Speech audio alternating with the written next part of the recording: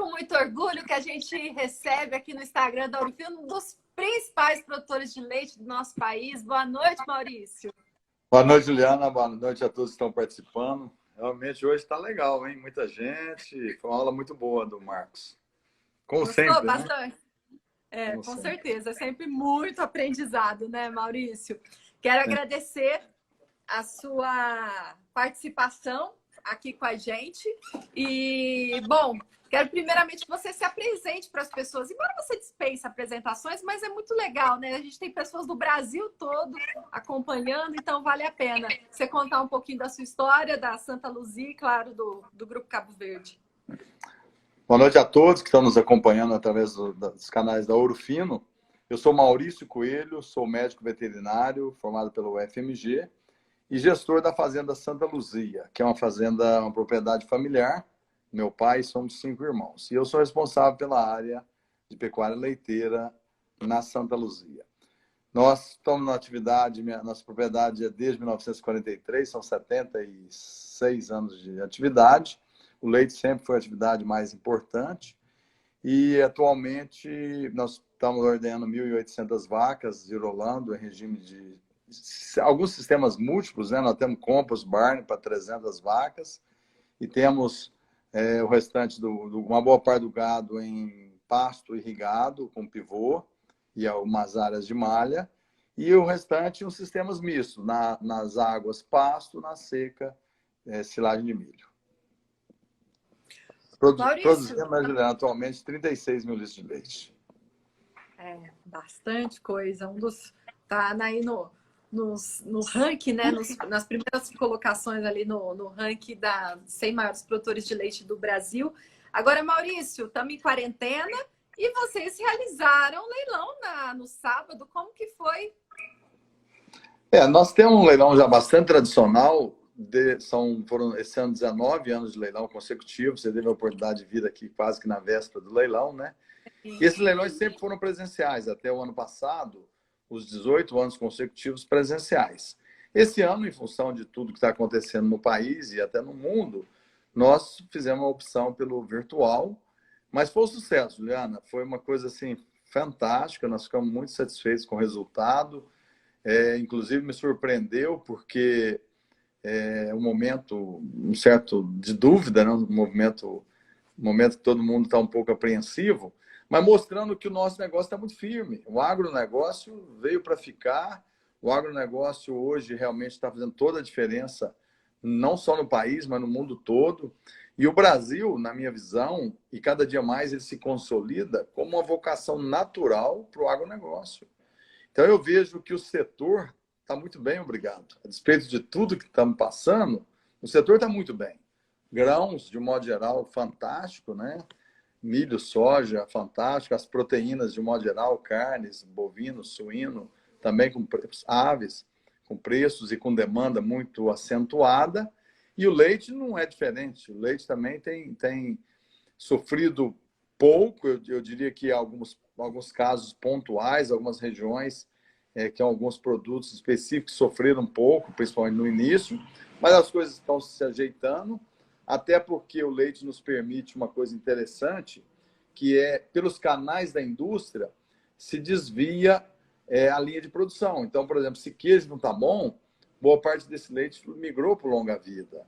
E aí o setor deu uma equilibrada, sabe? Então, eu vejo que o setor, a despeito de todas as dificuldades do momento, ele está indo muito bem.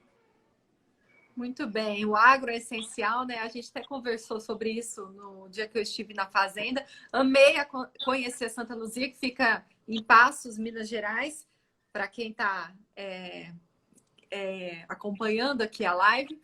E naquele dia na visita, a gente viu todo o avanço tecnológico que a sua fazenda tem. Eu achei muito interessante o professor Marcos Veiga comentando sobre o sistema de cultura na fazenda, né, para o controle de mastite. E você me falou que a mastite está super controlada na propriedade, porque há anos vocês já fazem isso, né?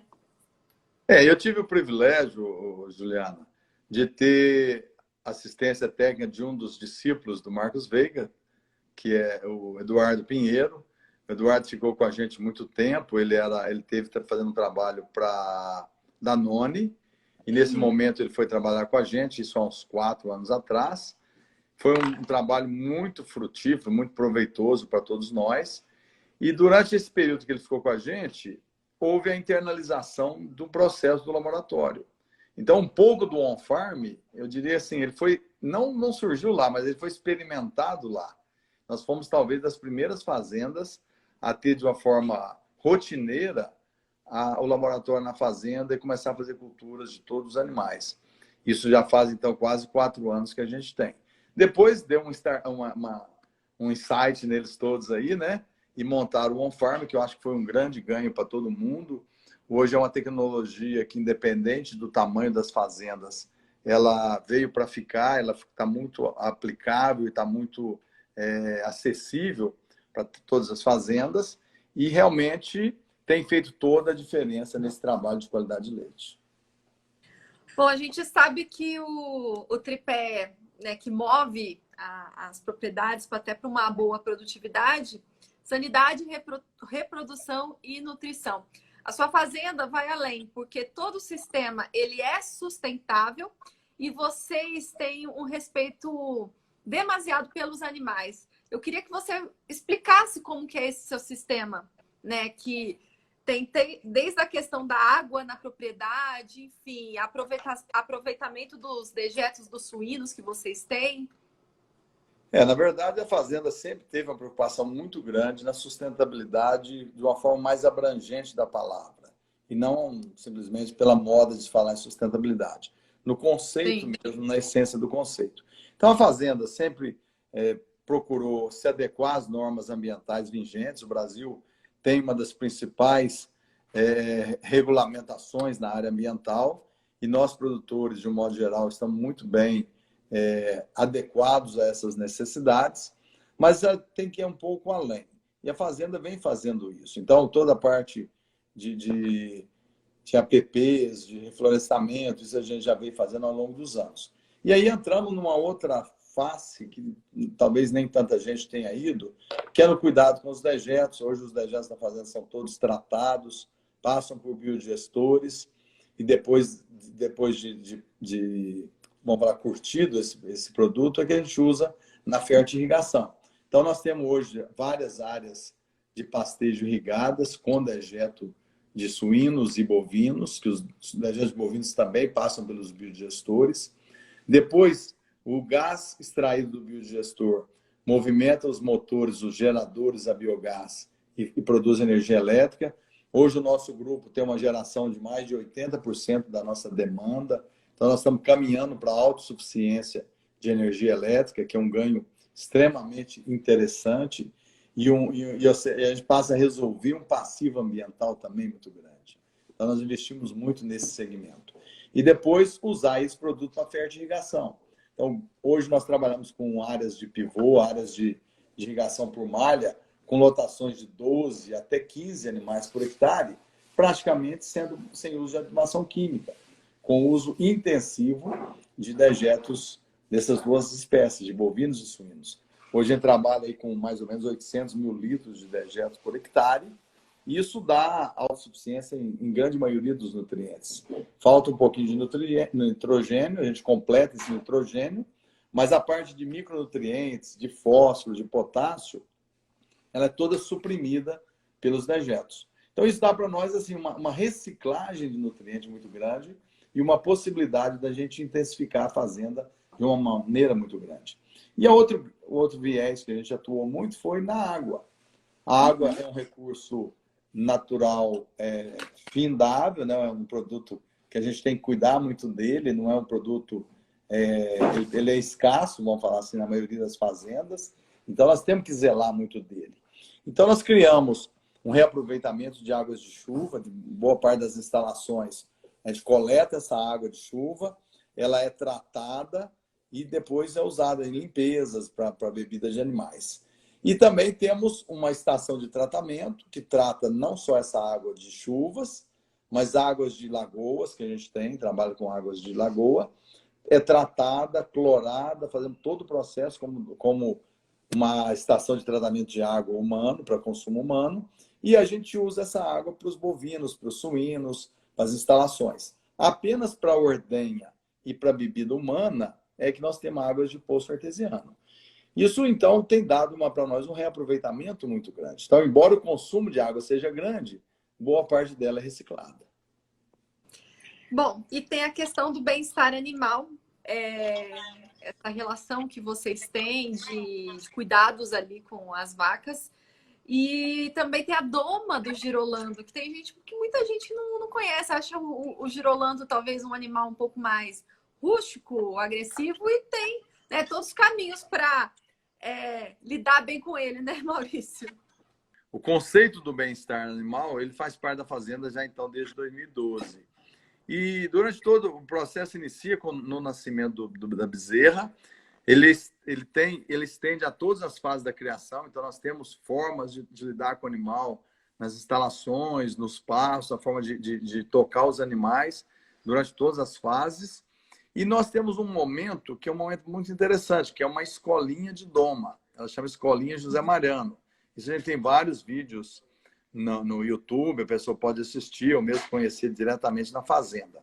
Essa escolinha foi um conceito que a gente criou por tentativa e erro. A gente foi tentando implementar algumas práticas e chegamos nesse modelo. E ele deu muito certo.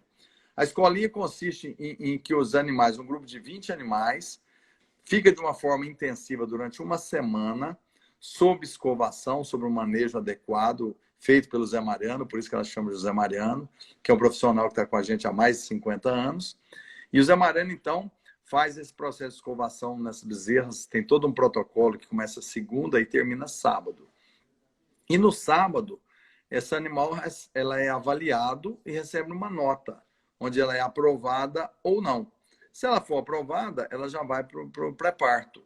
Se ela não for aprovada, ela fica mais uma semana e ingressa junto com o próximo grupo. Mas hoje, praticamente, dado tudo que já é feito, Juliana, todos os animais são aprovados com uma semana. É apenas uma lapidação do processo. Isso permite com que nosso animal pare muito manso. O animal manso, preparado, ele produz mais leite. Você tem menos problemas de acidentes, até com o próprio ordenhador e com a própria equipe. E você tem um ganho de produtividade muito grande, né? E é isso que a gente tem conseguido. Muito bem. Pessoal, o Maurício está à disposição. Se vocês quiserem fazer alguma pergunta, fiquem à vontade. Jean, você está acompanhando na outra live, você fez uma pergunta, eu não vou lembrar com detalhes. Se você puder escrevê-la novamente aqui, eu te agradeço demais. Agora, Maurício, vamos falar um pouquinho do cenário que a gente está vivendo. Você é médico veterinário também, então eu queria que você falasse qual que é a importância, né, do produtor ele ter um planejamento, ser assertivo. O professor Marcos Veiga, né, falou da questão do controle da CCS, você fazer o uso correto do antibiótico, né, até para evitar, né, perdas financeiras. Então, queria que você comentasse toda essa sua experiência que você tem. Ok. Juliana, falando um pouquinho da qualidade do leite, que o Marcos já falou muito bem, mas o laboratório permite isso, o on-farm permite isso, você faz a cultura da mastite e usa o antibiótico ou não, então se não há crescimento naquela mastite, você simplesmente não usa antibiótico. Se há crescimento, você usa um antibiótico específico, então não tem erro nesse uso, né? Então você tem um resultado expressivo, um resultado positivo no uso desse antibiótico e você tem um descarte de leite muito menor. Então esse planejamento de preocupar com a qualidade do leite é fantástico. O Marcos não citou esse dado, mas, por exemplo, se você fizer um comparativo entre produção de leite, perda de produção de leite nas vacas de CCS alto, o produtor assusta. É da ordem aí de mais de 15%, dependendo do nível de CCS, que ele tem uma perda quase invisível da produção. Então, é fundamental cuidar realmente muito bem da qualidade do leite. Mas, na verdade, falando mais abrangente um pouco sobre o planejamento, eu acho que para produzir leite e ter sucesso na atividade, o planejamento é algo imprescindível. Primeiro, vamos falar assim da parte, a grosso modo, da parte alimentar, da nutrição. Você tem que fazer todo o planejamento de consumo de comida para seca, consumo de silagem, tudo aquilo que você vai precisar para seca. porque não dá para você correr atrás de um produto que é difícil de você comprar, né? Então, o silo é fundamental que ele esteja estocado aí, normalmente com a folga de pelo menos uns 6 meses além da seca. É fundamental que a gente tenha uma folga para você trabalhar tranquilo. Porque a gente tem que lembrar que a gente depende das condições climáticas. Então, às vezes, na próxima safra, dá um ano de veranico, um ano mais seco, você não consegue os índices de produtividade que você teve no ano anterior. Se você não tem uma reserva, isso passa a ser muito preocupante. Depois, um planejamento nas compras de insumos, principalmente os grãos. A alimentação representa 50%, 60% do custo total. Então, se você planejar bem esses pontos, você já tem garantido os itens principais do seu custo de produção. Então, planejar a compra, estratégia de caroço de algodão, de farelo de soja, de milho, de polpa cítrica, e vários produtos que hoje a gente tem a oportunidade de fazer contratos, fazer fixação de preço. Então, a gente tem alguns mecanismos que nos ajudam realmente a garantir o custo de produção, ou pelo menos parte do custo de produção. E isso é determinante nas margens. Então, eu vejo que, por exemplo, eu tenho feito, e aí através das empresas ou de um pool de produtores, a gente consegue fazer compras, bastante estratégias de soja, de polpa cítrica. Hoje, nós temos um contrato de polpa cítrica a menos de R$400, hoje é 850, né? Farelo de soja a 1.100, hoje é 1.500. Ou seja, tem uma diferença de preço muito grande. O caroço de algodão, na safra estava 640, hoje é 900. Ou seja, se a gente faz boa parte desses custos com preço já determinado, você já tem uma garantia de uma certa rentabilidade. Então, o planejamento na pecuária leiteira ele é decisivo na questão da margem. Depois, o planejamento das outras questões, os outros 50% do custo. Então, a alimentação é 50%. Os outros 50% são despesas que aí elas são a mão de obra, os gastos de energia elétrica, de mecanização, todos aqueles outros custos que, somados, ele também tem um impacto muito grande. E esses, muitas vezes, é mais difícil da gente fazer um planejamento grande. Mas, por exemplo, na mão de obra, você pode muito bem fazer a parte, principalmente, de treinamento da sua mão de obra, porque uma das coisas que mais muda a eficiência da mão de obra é a qualificação. Então, se você tem uma mão de obra qualificada, ela te produz muito mais. Então, muitas vezes, você faz o que você fazia com 3 funcionários, você faz com 2 qualificados. Então, o investimento em mão de obra, em qualificação, em treinamentos, em gestão com essa mão de obra, pode ter certeza que é um ganho também fantástico. Isso é planejamento. Outra coisa importante são os gastos, né? Os gastos de modo geral. As fazendas, de modo geral, a gente tem muito desperdício e a gente não cuida dos desperdícios. A gente acha natural perdas pequenas para aqui, para ali. A hora que você soma isso, elas também têm um impacto muito grande. A gente chama isso de anomalias. Quando você cuida das anomalias, mesmo que pequenas, você cria um conceito na fazenda muito forte de evitar desperdícios. E aí também, aquilo que você não desperdiça, vem automaticamente para o bolso. Então, são pequenas coisas, são somatórias de pequenas coisas que, no fundo, têm um impacto muito grande. Com certeza. Isso tem que ser feito sempre, né? Sempre. É como cortar a unha. Custo é isso. Eu tenho que cortar a unha toda semana. Eles crescem. O nosso sócio fundador, o seu Jardel Massari, ele fala que gasto é que nem lixar a unha. Todo dia tem que, né, ali. No caso que você está falando, na questão de planejamento. O Jean está falando, muito ligado a esse assunto. Boa noite, Maurício. Forte abraço. Jean Pericoli, que faz parte aqui do time da Ouro Fino. Gostaria que compartilhasse conosco sobre o planejamento da fazenda neste momento de pandemia. Qual foi o maior desafio? Olha, Jean, obrigado pela oportunidade. Está sendo tudo muito novo para nós, né? Para mim e para todo mundo. Eu acho que a gente está tendo um aprendizado muito grande com esse processo. No primeiro momento, o grande desafio nosso foi não parar o agro essencial, o agro realmente ele tem toda a sua característica de vital importância para a comunidade, para a sociedade, então nós não podemos parar. E o desafio foi fazer com que todos os insumos necessários, todo o funcionamento da fazenda continuasse com algumas regras. Então, por exemplo, o que a gente fez? Nós limitamos, nós praticamente proibimos o uso de visitas. Então, hoje, você esteve lá, Juliana, mas teve todo um protocolo para a gente combinar a sua entrada na fazenda, né? Então, a gente limitou ao máximo a entrada de pessoas, de terceiros na fazenda, mas não tem como você proibir total, porque você tem caminhões que buscam leite todo dia, você tem caminhões que levam insumos. Então, assim, limitar. E aí, quem tem que entrar na fazenda, o protocolo para fazer isso, se ele vai descer do veículo, ele tem que ter a botinha de plástico, ele tem que ter, usar o álcool gel nas mãos, usar a máscara, esses procedimentos que todo mundo sabe que são necessários. Fizemos também a eliminação parar do usar o refeitório para não ter aglomeração dos funcionários, então os funcionários trabalhando mais separadamente possível. Em fazendas a gente já tem também essa facilidade, né? Não trabalha todo mundo na mesma sala, já são áreas mais espaçadas, mais ao ar livre, mas nós também tivemos o cuidado de fazer isso. No transporte dos funcionários da cidade, diminuir a lotação, então menos pessoas no ônibus e também fazendo uso da máscara.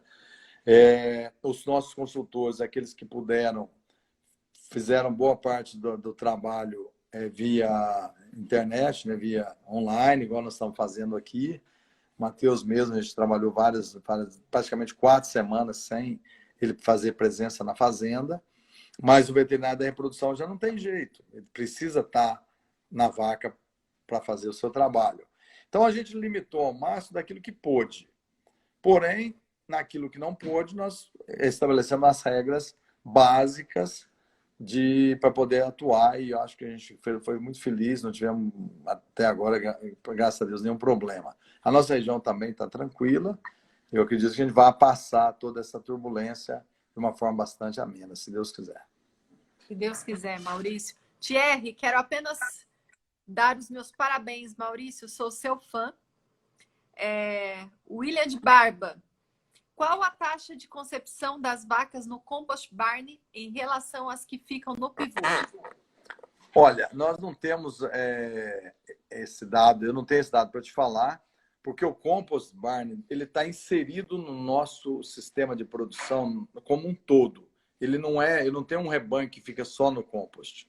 Nós temos, na verdade, 2 composts. Um de pré-parto, onde fica 200 animais, 100 vacas e 100 novilhas. Elas ficam por 3 a 4 semanas antes do parto. Então, é preparando esse animal para ela estar em condição boa para o parto. Então, a gente sabe que toda a condição adequada que a gente faz para uma vaca no pré-parto, ela responde com seu sistema imune mais adequado, ela tem um colostro de mais qualidade e maior quantidade de colostro, e ela passa por todos os problemas pós-parto que são naturais, ela passa com muito mais tranquilidade. Então, o manejo do compost pré-parto é para a gente fazer um pós-parto e um início de lactação com mais eficiência. Depois nós temos um compost pós-parto de 300 vacas, onde toda vaca recém-parida entra nele, fica por mais ou menos uns 20 dias, 20 e poucos dias, e aí depois disso a gente toma uma decisão, se ela continua por mais alguns dias ou se ela já sai para o sistema. Se ela for uma primípara, ela já sai automaticamente do compost e vai para o sistema de pasto, porque as primíparas a gente dá preferência para os sistemas de pasto. Se ela for uma multípara, nós estabelecemos uma produção de leite mínima para ela continuar por mais alguns dias no composto. Hoje, essa produção é 30 quilos de leite.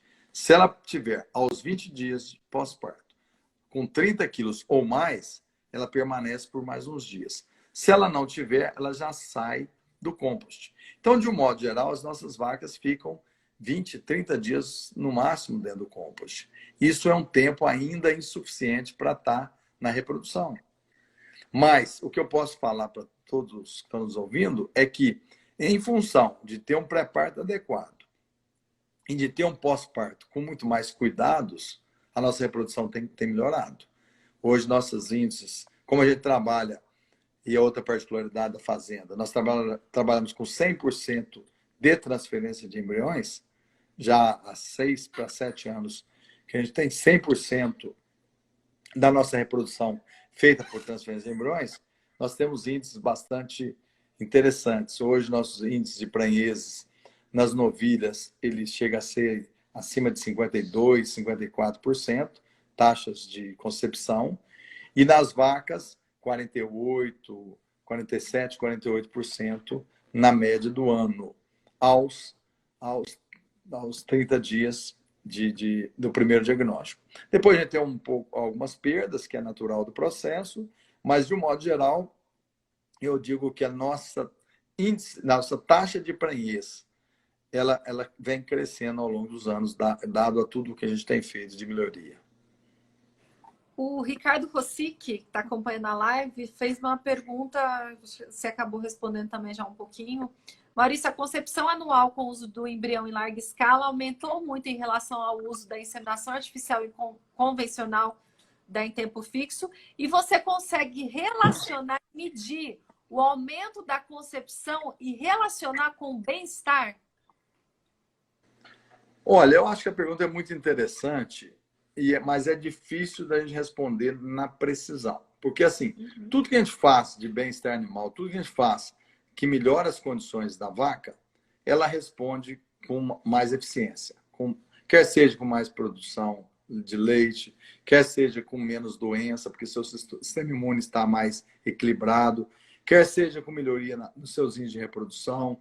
São melhorias contínuas que vão acontecendo quando você melhora o manejo. Então, e aí no bem-estar eu digo nutrição adequada, que é um dos fatores importantes para bem-estar animal, é uma nutrição adequada. Um animal que tem privação,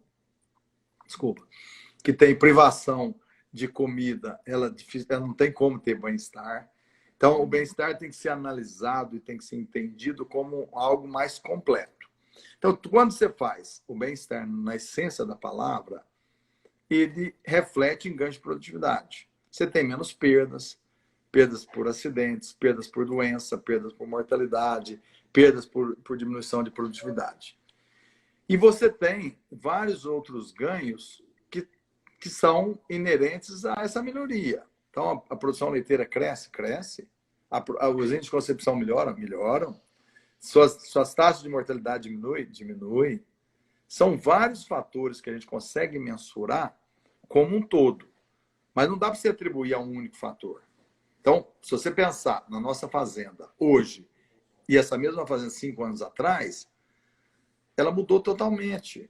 Foram várias mudanças em vários setores que permitiram que hoje a gente tenha um resultado muito, muito diferente do que a gente tinha 5 anos atrás. Então, você pode ter certeza, se você aplicar essas práticas de bem-estar, certamente você vai colher, no médio e longo prazo, resultados muito positivos. O Gabriel Fonseca, na transferência de embriões, qual a possibilidade de pegar mais em vacas ou em novilhas? Da mesma forma que a inseminação, nas novilhas você tem taxas de prenhez, taxas de concepção mais alta. É um animal virgem, não teve qualquer risco de pequenas contaminações intrauterinas. Então, o animal é um animal totalmente adequado para receber aquele embrião naquele momento. Então, os índices de prenhez e taxas de concepção realmente são mais altos nas novilhas. Mas longe de pensar que as vacas não fossem adequadas. Quando a gente começou, e nós fomos das primeiras fazendas a fazer isso, usar todas as nossas vacas de leite, de produção leiteira, como receptoras de embrião, aquilo a princípio era algo duvidoso, todo mundo tinha preocupação com isso. E hoje nossos índices são fantásticos. E muita gente passou a adotar essa rotina, as vacas serem receptoras de embrião. Isso trouxe para nós alguns ganhos muito interessantes. Primeiro que, quando você faz embrião da forma que a gente faz, nós temos 90% de taxas de nascimento de fêmeas. Permite com que a gente tenha um ganho genético muito grande, porque você multiplica o topo da sua genética. Então, nossas doadoras são nossas 10%, 5% das nossas melhores vacas. Então, você tem um ganho genético muito grande. E para nós que trabalhamos com o Girolando, tem um ganho também muito interessante, que é a escolha do grau de sangue. Independente do grau de sangue da mãe, eu coloco o embrião que eu for mais adequado naquele momento. Então, esses ganhos são muito interessantes. E aí, voltando nos resultados, o domínio da técnica e a rotina regular que você consegue fazer. Então, por exemplo, nossa reprodução hoje é semanal. Toda semana a gente implanta 120, 150 embriões por semana. E aí os procedimentos nossos hoje são tão regulares e tão repetitivos que eles já fazem parte da rotina da fazenda como algo muito comum, muito simples. E aí a gente começa a ter muita eficiência nessas repetições de procedimentos e cada dia mais nós estamos conseguindo resultados melhores. Então, nossos índices de prenhez são fantásticos. Acho que é difícil uma fazenda de inseminação artificial ter índice de concepção mais altos do que a gente vem conseguindo. E esse foi um trabalho que ele foi feito a várias mãos. A própria parte da técnica do embrião ela evoluiu muito. A gente tinha um problema na transferência que era perdas embrionárias altas. Aí isso vem melhorando substancialmente.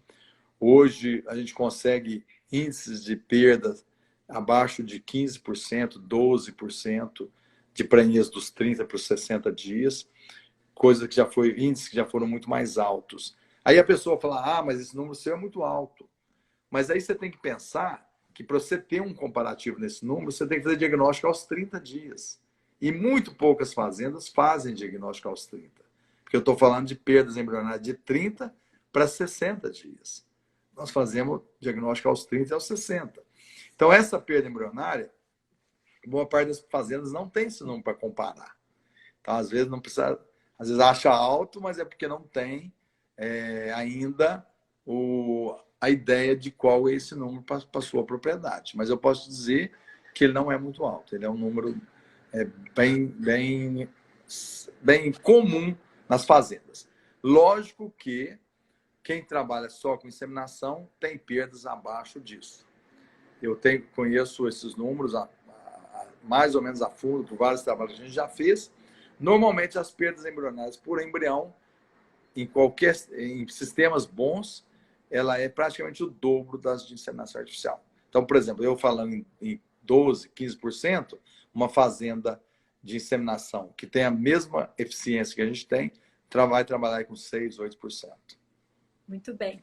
O Jefferson, tem outras pessoas que fizeram algumas perguntas, mas eu acho que já foram até respondidas nesse momento aí pelo Maurício. O Jefferson, você vende embrião, Maurício? Vendemos. A fazenda ela foca muito em mercado, né? Nós vendemos embriões, vendemos bezerras, vendemos novilhas, vacas em lactação. A fazenda tem um foco grande em vendas, até pela nossa característica de fazer muito. Né? Você sabe que uma fazenda, por exemplo, estabilizada, que trabalha com inseminação artificial, ela faz sua reposição e só tem um excedente pequeno para venda. Nós que fazemos 90% de nascimento de fêmea, nosso excedente para vendas ele é grande. Então, a gente faz a nossa reposição, faz os descartes involuntários normais, e isso tem um excedente de venda significativo. Por isso que a gente foca muito no comércio também. Muito bem. Bom, a gente já está caminhando aí para o final, já estamos com quase 50 minutos, né? Então, o Maurício deve estar querendo jantar. Maurício, deixa eu te perguntar uma coisa que um dos convidados fez essa pergunta e eu achei, assim, sensacional. O que te motiva? O que me motiva a fazer o que eu faço é fazer o que eu gosto. Eu acho que ninguém faz bem feito se não gostar. Então, eu percebo isso, e aí é uma forma que eu aprendi a falar para os jovens. Eu recebo muito estagiário, e às vezes muita pessoa jovem que, naquela afã de falar, eu não sei o que eu quero fazer, eu não sei do que eu gosto. Eu sempre falo assim, aquilo que você faz com facilidade, você tem que focar nele. É porque você tem várias habilidades naturais já para aquilo que você faz fácil, que você gosta. E se você foca nas coisas que você faz fácil, fatalmente você vai ter muito sucesso. Então, a primeira coisa que eu digo é isso. Eu faço o que eu gosto. E eu tenho muita facilidade de fazer o que eu faço. Porque, para mim, o trabalho, ele quase que mistura com lazer. Eu faço um leilão, eu faço o meu dia a dia de fazenda, como se eu estivesse fazendo o meu happy hour. Então, eu acho que isso é um negócio que é muito motivador para mim, sabe?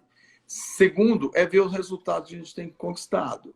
A gente vê o negócio andando para frente, vê a qualidade dos animais que a gente tem feito, vê os animais parindo cada dia mais cedo, vê os animais produzindo mais, sabe? Isso tudo faz com que a gente fique motivado, que a gente está num caminho legal. Talvez eu não esteja na velocidade que gostaria, mas eu posso dizer que a direção que a gente está indo é uma direção certa, na minha visão. Isso tudo me motiva muito. Olha, Thomas, maravilhoso tudo isso que você falou. Obrigada. Maurício, quando eu fui na sua fazenda, você falou uma coisa que deu um depoimento para a gente que eu queria muito que você repetisse aqui. Porque nós temos a missão, né, como eu menciono constantemente, de reimaginar. E a gente preza muito isso também pela informação. E no nosso programa de TV, que você já participou inúmeras vezes, a gente mostra exemplos de pecuárias como a sua, que fazem os manejos corretos, que usam a tecnologia, que obedecem o uso de produtos, a bula, recomendação e tudo mais. E você há muitos anos usa um produto nosso que é o Colosso Pulverização, aí na sua propriedade, acho que 18 anos. Então, como eu estou muito marqueteira também, eu vou colocar uma foto aqui que eu tirei no dia que eu visitei a fazenda do Maurício. Uma foto linda, modéstia à parte, eu achei muito bonito. Tem uns animaizinhos no fundo. O que você tem para falar sobre o Colosso, Maurício?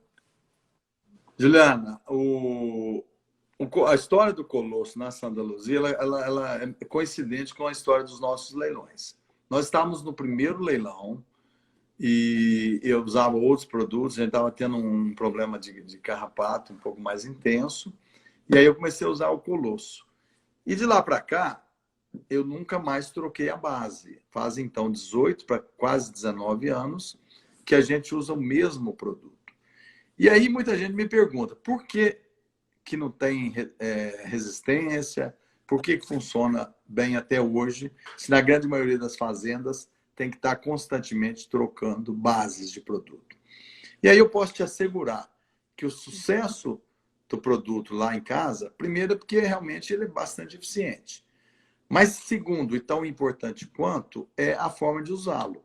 Então nós usamos na dose certa e usamos também na quantidade adequada para o animal. Então esse negócio, por exemplo, vai pulverizar o carrapato com bomba costal e usa uma bomba de 20 litros para 40, 50 animais, fatalmente você vai estar induzindo resistência. Porque o animal precisa de 4 a 5 litros de cauda para ser bem banhado. Então, o que a fazenda fez? Nós instalamos duchas atomizadoras, daquelas automatizadas, e usamos o produto na dose correta, se não me engano, o Colosso é 1 para 700, se não me engano. Usamos, então, escrevam para a gente. Na diluição correta, e usamos 4 a 5 litros de cauda. Isso faz com que a eficiência do produto seja total. Não fica carrapato ali que tome um pouquinho só do produto ou que não tome produto. Ele é totalmente bem banhado e aí o resultado é fantástico. Então eu vejo que é assim, é a somatória de 3 coisas. É a somatória de um produto de qualidade, porque tem produtos bons, mas a gente sabe que no mercado tem muitos produtos que não são bons. Então, usar o produto correto. Segundo, usar na dose correta e usar a quantidade de cauda também adequada por animal. Então, animal adulto, 4 a 5 litros. Animal jovem, pelo menos 3 litros de cauda. Isso é uma receita de sucesso, pode ter certeza disso. Por isso que o Colosso está lá atuando bem há mais de 18 anos. Aô, que maravilha de depoimento. Obrigada. Tirei agora nosso momento merchan. Bom, antes da mensagem final, tem mais gente perguntando se você vende touros, se você vende... Deixa eu... Estou aqui procurando a turma que perguntou. Vocês vendem embriões com garantia de prenhez? Olha, a modalidade a gente pode fazer da forma que mais for adequada para o cliente. Embrião, quando se fala em embrião, tem que pensar toda uma retaguarda que está por trás disso. É o profissional que faz, é a logística de distância que tem que pensar, é a forma que esse embrião vai ser implantado, né, no nível de receptora que vai ser implantado. Então, se tudo isso estiver na nossa mão ou na mão de profissionais que a gente já tem uma credencial, a gente faz por prenhez, não tem dúvida nenhuma. Tem muitas vendas que a gente faz casada por prenhez. Agora, outras vendas a gente faz por embrião e a pessoa corre todo o risco que ela talvez não tenha estrutura. Então, assim, nós somos totalmente flexíveis para isso. Mas eu vejo que quem procura essa tecnologia tem que ter resultado. Então, nosso papel se a gente percebe que algum dos segmentos não está legal, vamos cuidar de resolver ele para a pessoa usar essa tecnologia, mas ter um resultado adequado. E a outra coisa que você perguntou, se a gente vende tourinhos, sim, nós vendemos tourinhos girolando, 3/4 e alguma coisa de 5/8, mas muito mais 3/4, e tourinhos de leiteiro, que a gente tem a seleção da Cancan, que é um touro dos animais muito top. Hoje, inclusive, eu estou aqui na Cancan. Tem um touro no meu pai, tourinhos excepcionais também, de mães consagradas. A gente está com a genética totalmente à disposição. Bom, vamos para as considerações finais. Teve gente que pediu para você mandar uma mensagem para os jovens. Então, eu queria que você passasse essa mensagem para os jovens, mas também fizesse uma análise sobre o nosso setor e o que você poderia transmitir para os seus colegas produtores. Juliana, eu vejo que nós somos extremamente privilegiados por trabalhar no agro. O agro é realmente o setor que menos tem sofrido com todas essas dificuldades que estão aí. O Brasil tem dado a lição para o mundo em termos de produção, de produtividade. Esse ano, nós passamos os Estados Unidos na produção de soja. Nós somos o maior produtor e exportador de carne de bovina para o mundo. Nós somos dos grandes produtores de proteína animal, suíno e aves para o mundo. Nós somos grandes produtores de milho. Então, café, nós somos líder mundial de produção de café. Então, eu vejo que nós estamos inseridos no principal atividade econômica mundial. Então, eu já considero isso já um privilégio muito grande.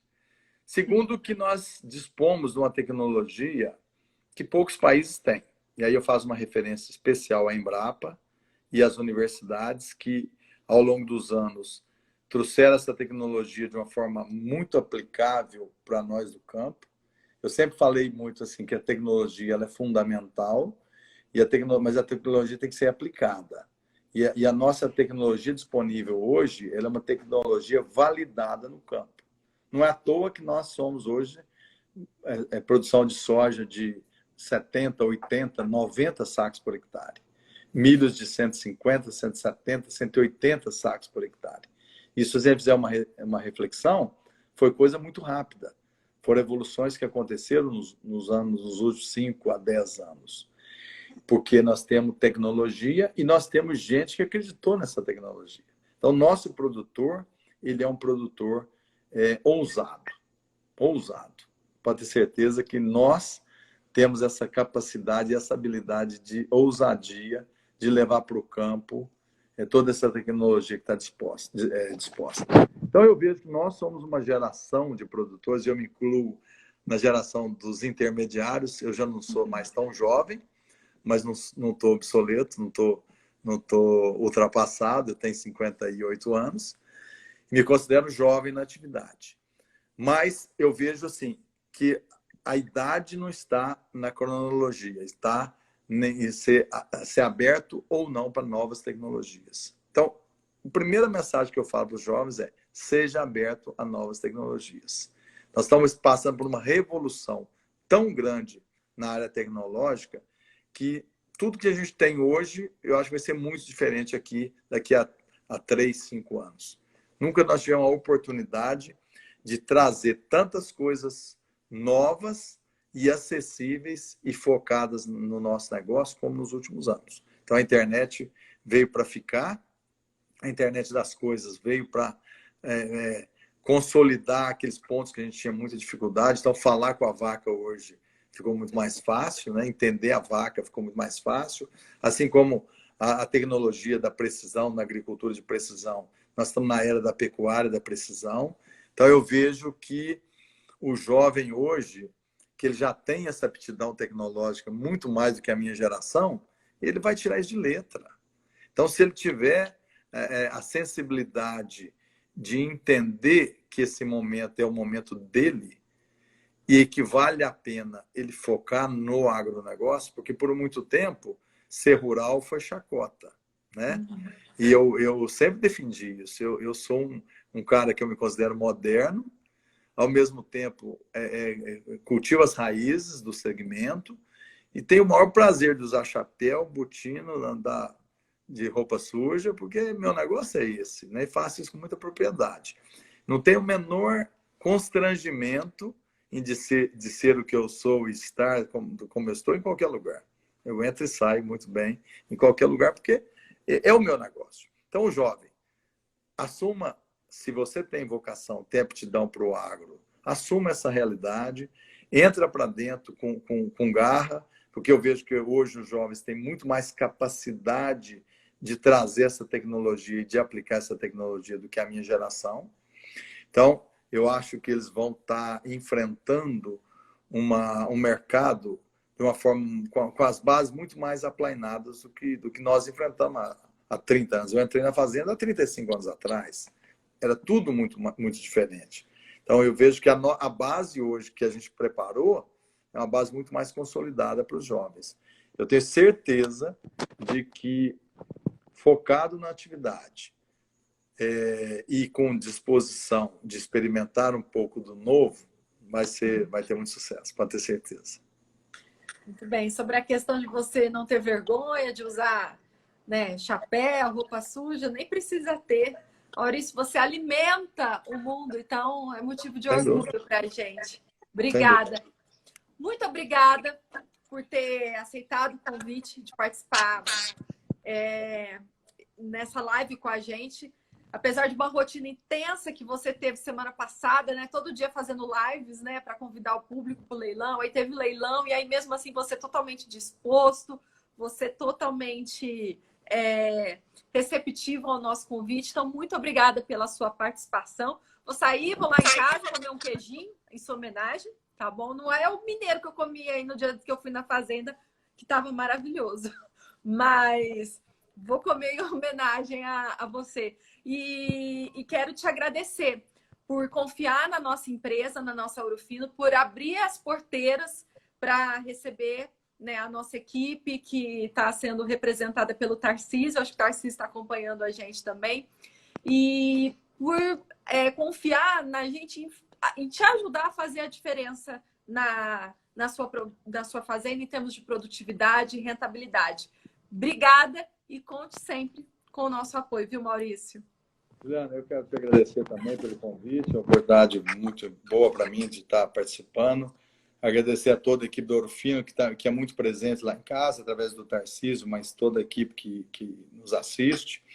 Agradecer ao público, eu sei que muita gente passou pela live.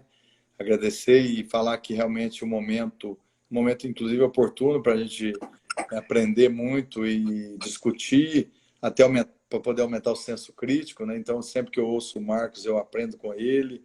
Eu tenho certeza que quando eu faço uma fala dessa, eu aprendo comigo mesmo, porque a gente, inclusive, policia o que a gente está falando e pensa naquilo que a gente está falando, a gente aprende todos os dias. E nunca teve tanta live, tanto com pessoas tão boas como está tendo, né? Então é uma oportunidade boa de realmente reciclar conhecimentos e aprimorar conhecimentos. Então, muito obrigado. Fiquei muito honrado com o convite. Um abraço. Boa noite a todos. Abraço também, Maurício. Obrigada. Até a próxima.